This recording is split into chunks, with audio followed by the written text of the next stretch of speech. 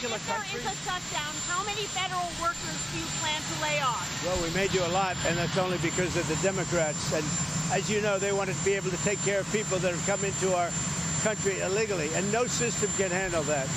And so we're totally opposed on that. But we can't take it. We just can't do it. I'd love to do everybody. I'd love to do the whole world. But our country can't handle people that come into our country illegally. And they want to give them full health care benefits.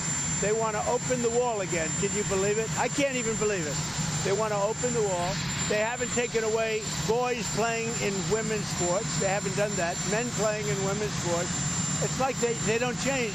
They lost an election in a landslide, and they don't change. How long do you plan to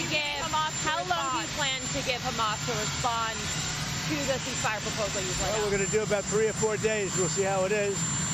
All of the Arab countries are signed up. The Muslim countries all signed up. Israel's all signed up. We're just waiting for Hamas. And Hamas is either going to be doing it or not. And if it's not, it's going to be a very sad end. And do you have a deadline? Mr. President, is there room to negotiate, or is this a take it or leave it deal? Is there room to negotiate with Hamas, or is this a take it or leave it deal? You know, with Hamas, we want very simple. We want the hostages back immediately, and we want some good behavior. And, you know, it's pretty simple. You don't get simpler. Think of it. We've signed every country in the Middle East. This is like an impossible thing. It's never been done before. This is more than Gaza. Gaza was big stuff.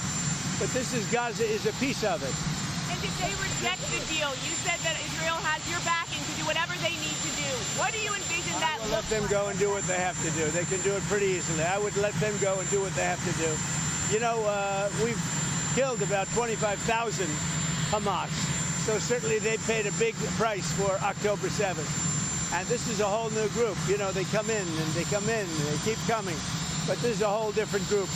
And their leadership has been killed 3 different times. So they paid a big price. We hope that they're going to have a nice, calm life. Maybe it won't happen. But if it does, it'll be one of the greatest things ever to happen. We'll have actual peace in the Middle East.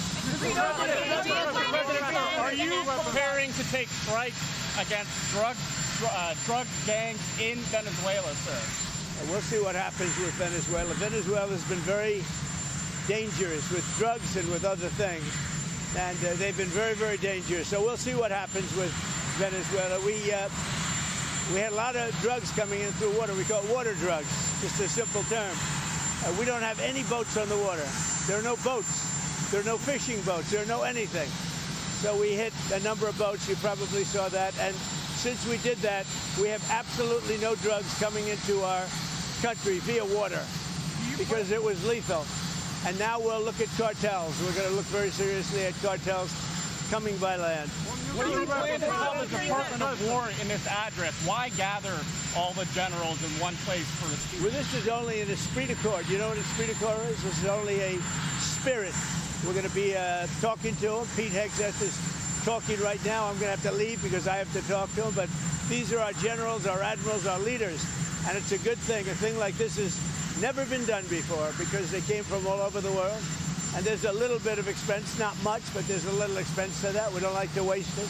We'd rather spend it on bullets and rockets, frankly. But this was the one time we had to do a great spiritizing. It's going to be great. I've seen it already. We have every general, every admiral. We have great people. We have our real warriors over there. And when they're not good, when we don't think they're our warriors, you know what happens? We say, you're fired, get out. We had some real bad ones last time. You know, I rebuilt the military, the entire military. But I had a couple, and I had unbelievable people. To do that, you have to. But I had unbelievable people in there. But I also had some bad ones at the top, like Milley and Mattis and Jesper. I called him too. Always too late, Jesper. He was horrible. So, but I learned because you know I was just in there, and I put these people in.